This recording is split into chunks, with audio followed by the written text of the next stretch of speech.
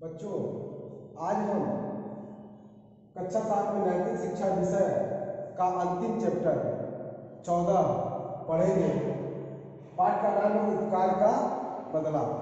बच्चों, इस पाठ में यह बताया गया है कि यदि हम किसी के ऊपर उपकार करते हैं तो निश्चित रूप से वह व्यक्ति कभी न कभी जीवन में हमारे उपकार का किया हुआ वह हमें वापस जरूर देता है।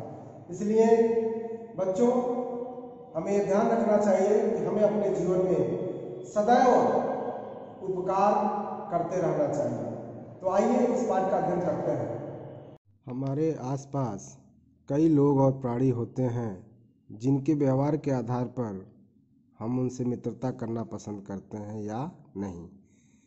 बच्चों, हमारे अगल बगल अपने पास पड़ोस में बहुत सारे लोग होते हैं जिनसे हम अपने पसंद और नापसंद के अनुसार उनसे दोस्ती करते हैं। कुछ लोग और प्राणी ऐसे भी होते हैं जो हिंसा और शत्रुता में विश्वास करते हैं और जिन्हें हम किसी भी परिस्थिति में अपना मित्र या हितैषी नहीं समझ सकते। बच्चों, हमारे समाज में बहुत सारे ऐसे लोग हैं जो हिंसा में और शत्रुता में विश्वास करते हैं।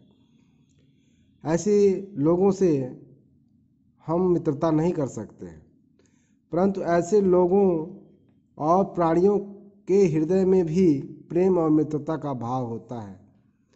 बच्चों, लेकिन ऐसा नहीं है कि वो शत्रुता का भाव रखते हैं या हिंसा करते हैं तो उनके अंदर प्रेम और मित्रता का भाव नहीं है।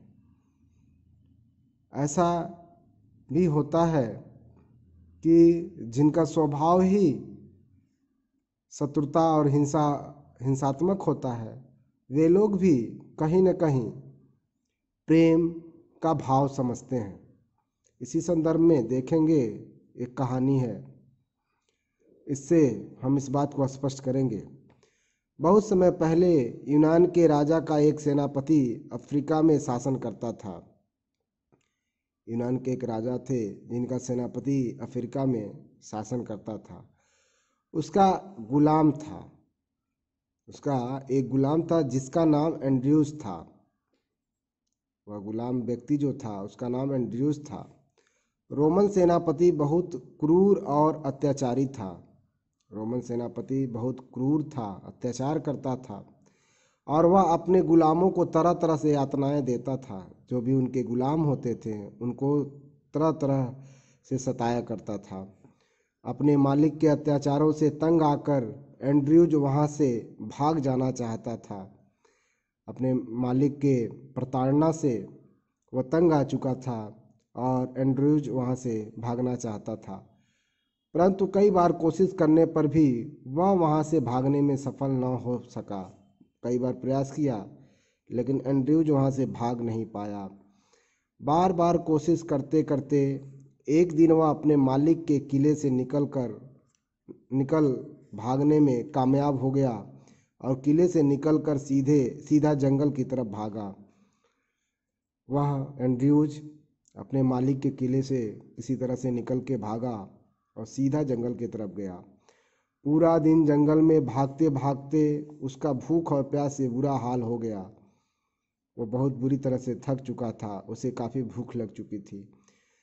जब वह पूरी तरह थक कर चूर हो गया तो उसने अपने चारों तरफ नज़र दौड़ाई। उसकी नज़र पास की एक गुफा पर पड़ी और वह विश्राम करने के लिए गुफा के अंदर चला गया। वह काफ़ी हारा थका था, इसलिए आराम करने के लिए पास के ही एक गुफे में वह चला गया।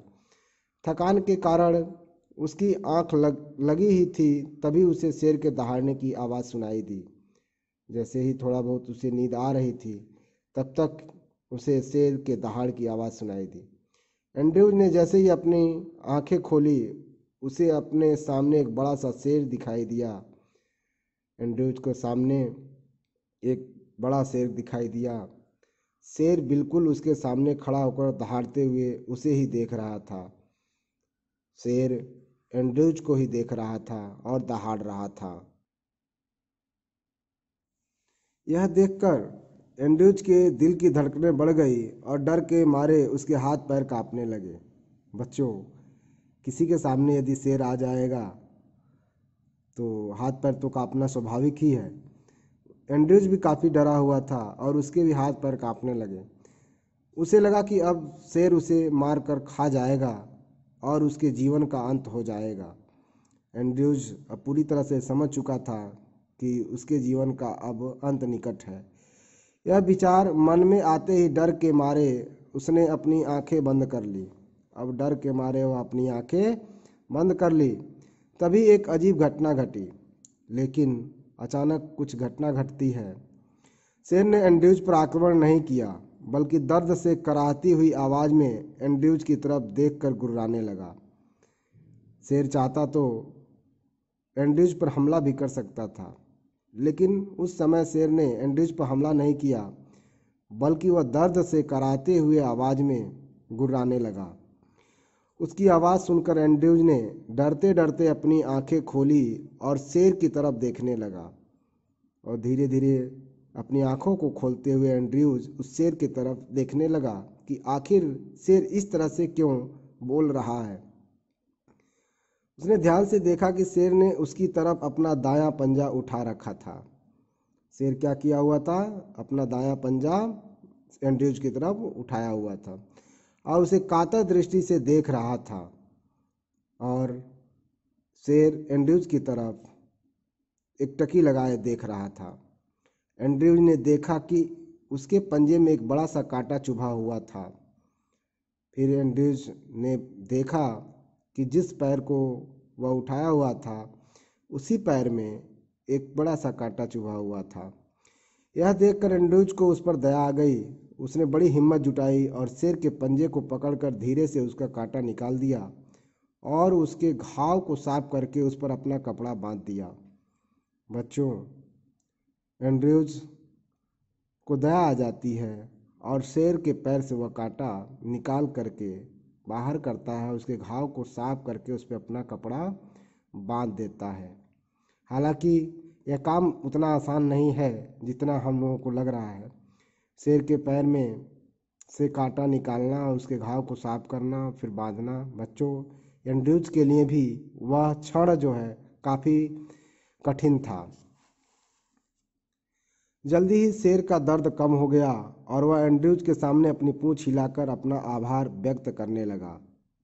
बच्चों, जैसे ही वह कांटा शेर के पैर से निकला, शेर को जब राहत मिली तो वह अपना आभार व्यक्त करने लगा और पूंछ हिला करके। इसके बाद एंड्रयूज और शेर इस प्रकार एक साथ रहने लगे जैसे वह शेर एंड्रयूज का पालतू पशु हो। बच्चों, एक छोटा सा उपकार किया एंड्रयूज ने, और फिर देखिए दोनों की भावनात्मक रूप से कितना लगाव हो गया कि बिल्कुल एक घरेलू पालतू पशु की तरह वह शेर और एंड्रयूज एक साथ रहने लगे। जल्द ही दोनों में गहरी मित्रता हो गई। वे दोनों एक साथ अपने अपने लिए शिकार करते और एक ही गुफा में रहते। दोनों एक ही गुफा में रहते थे और अपने भोजन की तलाश करते थे। इसी प्रकार बहुत दिन बीत गए। एक दिन कुछ सैनिक उस जंगल से गुजरे और उनकी नज़र एंड्रयूज पर पड़ गई। समय बीतता गया। एक दिन की बात है कि उस जंगल से कुछ सैनिक निकल रहे थे तो उन्होंने एंड्रयूज को देख लिया। वह जंगल में अकेला ही घूम रहा था। सैनिकों के प्रमुख ने उससे पूछा, तुम कौन हो और यहाँ क्या कर रहे हो? सैनिकों ने जब एंड्रयूज से पूछा कि तुम कौन हो, अपना परिचय बताओ और तुम यहाँ क्या कर रहे हो, तो एंड्रयूज उनके प्रश्नों का कोई उत्तर नहीं दे पाया और डर के मारे हकलाने लगा। एंड्रयूज डर गया और वह बता नहीं पाया और वह हकलाने लगा। मैं ओ ऐसे करके वो हकलाने लगा, अपनी बात नहीं कह पाया।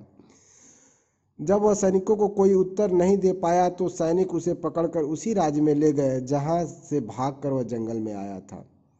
फिर उसी राज्य में ले गए जहाँ से वह भाग करके इस जंगल में आया था। शहर में पहुंचकर सैनिक एंड्रयूज को फिर से गुलामों के बाजार में बेचने के लिए ले गए।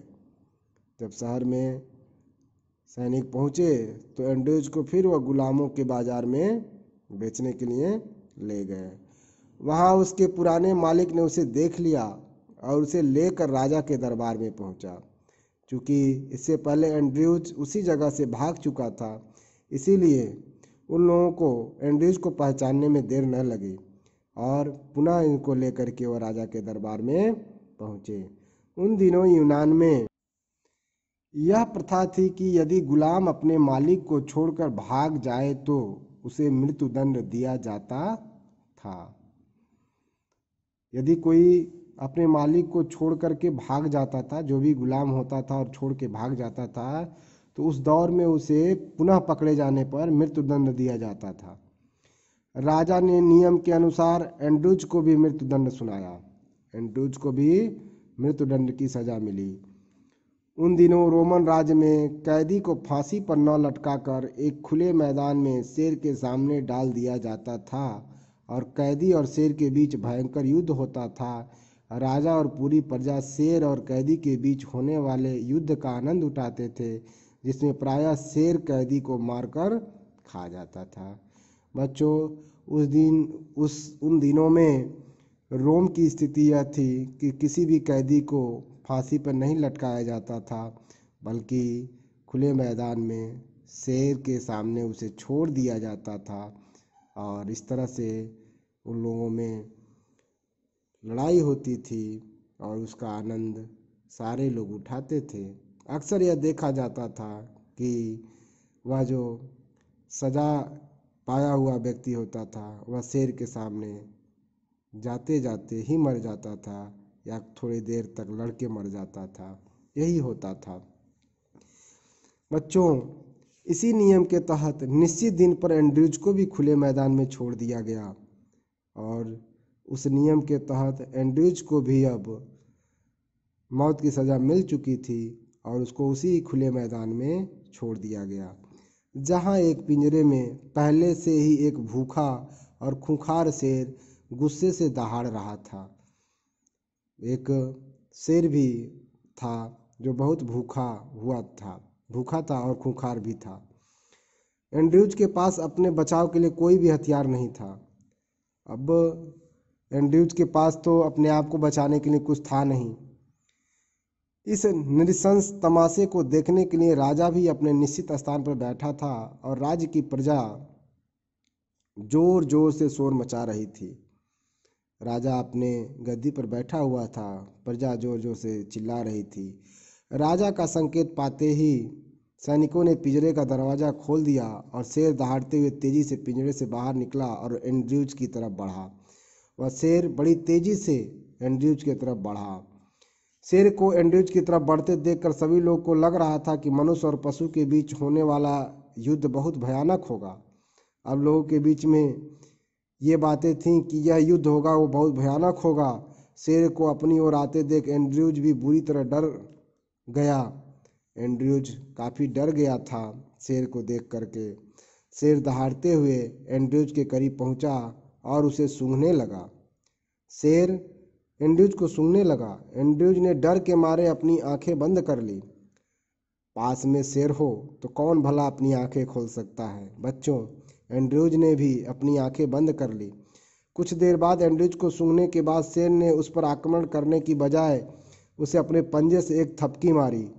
शेर एंड्रयूज पर आक्रमण नहीं किया बल्कि उसको थपथपाया।